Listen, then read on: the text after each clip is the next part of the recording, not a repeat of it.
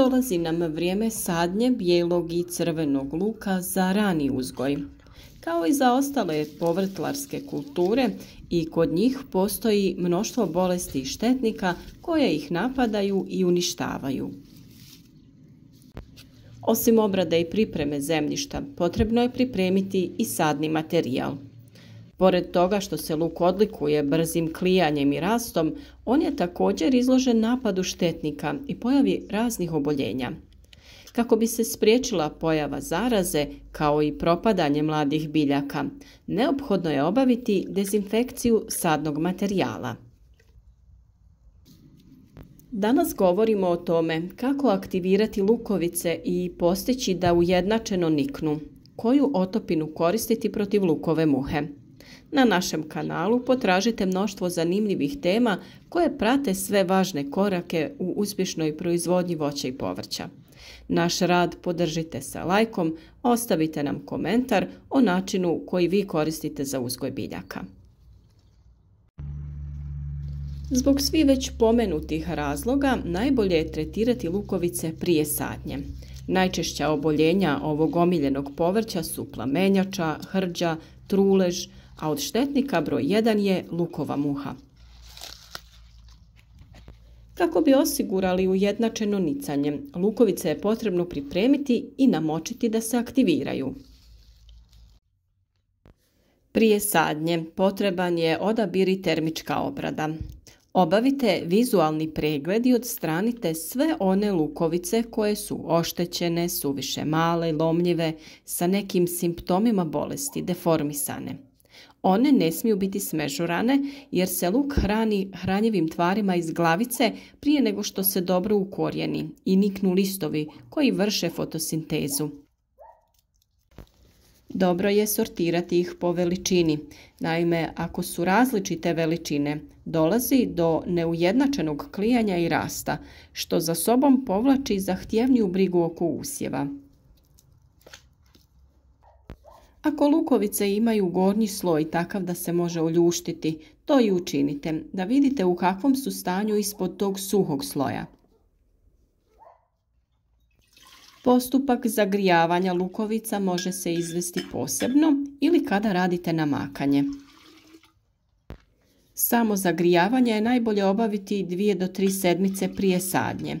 Najjednostavnije je da ih držite pored radijatora ili nekog drugog izvora topline koji neće razviti visoke temperature koje bi ih oštetile i osušile.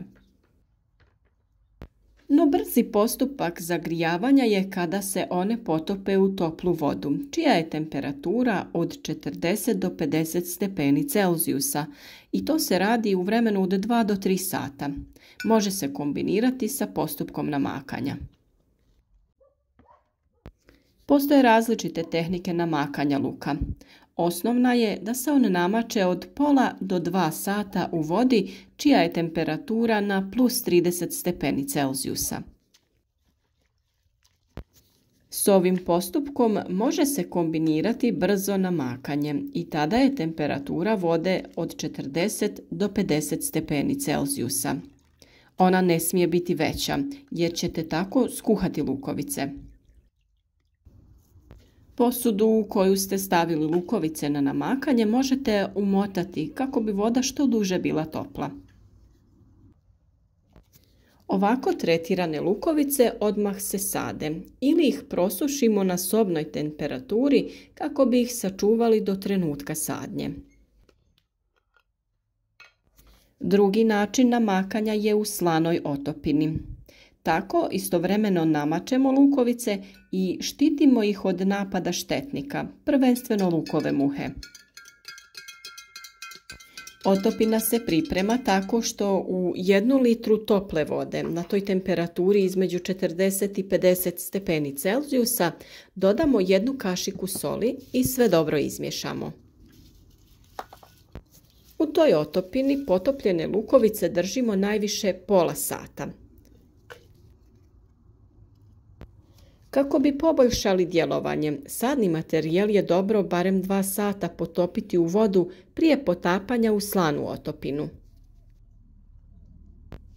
Naime, tokom skladištenja lučice i lukovice se isuše i potrebno ih je kratko nakvasiti kako bi bolje upile sol.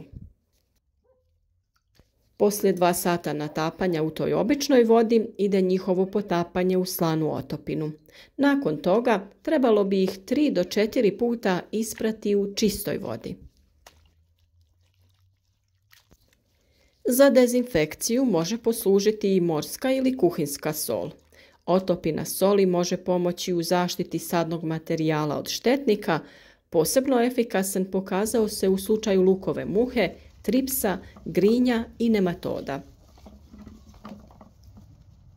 Inače se sol dosta teško ispire iz zemljišta i dugo negativno djeluje na njegovu kvalitetu. Najgora opcija upotrebe soli je posipanje gredice na kojoj se uzgaja luk, što svakako nemojte raditi. Uvijek je bolja opcija ta da se koristi ova slana otopina i to samo jednom tokom vegetacije. Prije sadnje lučica i češnjeva bijelog luka potrebno je dezinficirati lučice kako bi se spriječila pojava bolesti i napada štetnika. To će osigurati i dobar urod. A za dezinfekciju sadnog materijala osim soli vrlo efikasan pokazao se i pepeo. Za dezinfekciju pepelom potrebno je odabrati isključivo onaj pepeo nastao sagorjevanjem drveta. Onaj pepeo nastao sagorjevanjem peleta i uglja sadrži različite primjese i nema potrebne nutrijente za prihranu bilo koje biljke. Za ovu otopinu koristi se 250 grama pepela koji se otopi u 5 litara vode. Potapanje lučica traje kratko, svega 10 minuta. Poslije ovog procesa prosuše se na osunčanom mjestu.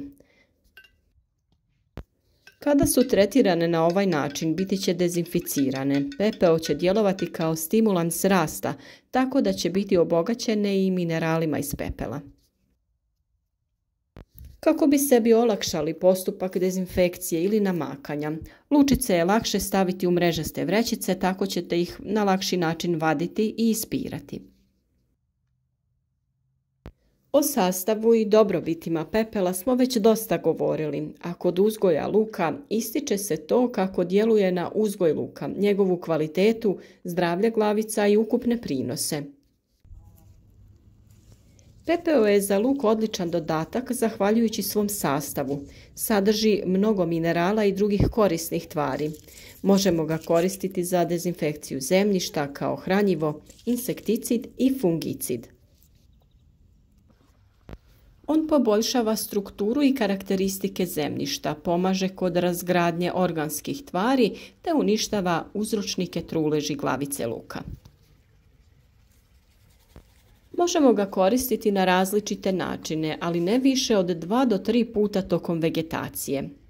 Termina primjene ima više. Dodavanje se obavlja kod predsjetvene pripreme zemljišta ili posipanjem neposredno prije sadnje. Zatim može se raditi otopina kojom ga zalijevamo nakon nicanja ili obavljamo tretiranje u cilju zaštite od štetnika i bolesti. Najjednostavnija primjena je posipanje po površini tla. To se uvijek radi prije obilnog zalijevanja ili kiše. Na 1 kvadratni metar dovoljno je 1 šalica pepela, oko 100 grama.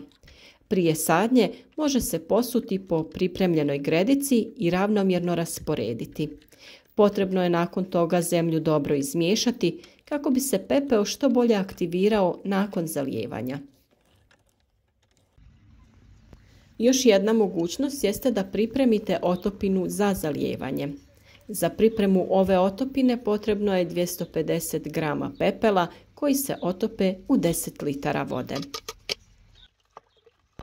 Sve to se dobro promiješa i ostavi na sobnoj temperaturi nekoliko dana. Poslije toga se može koristiti za zalijevanje. Na ovaj način prihranjujemo lukovice i dajemo neophodne nutrijente kako bi se zdravo razvijale i bile otpornije na napad štetnika i bolesti.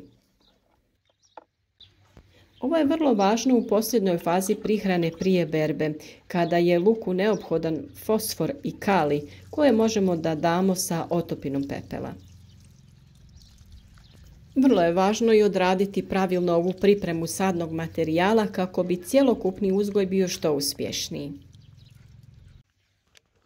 Naravno da većina nas traži prirodne načine zaštite i prihrane, a PPO je upravo jedna lako dostupna, a vrlo učinkovita metoda. Pratite naš rad u narednom periodu jer ćemo sve potrebne korake u uzgoju svih biljaka u vrtu podijeliti sa vama na vrijeme. Naš rad podržite sa lajkom, a video podijelite na vašim društvenim mrežama kako bi i drugi imali koristi od naših savjeta.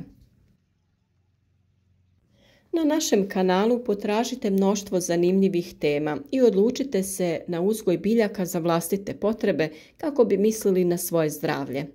Prva prednost je kretanje i odmor u prirodi, a druga je činjenica da znate šta konzumirate i unosite u vaš organizam.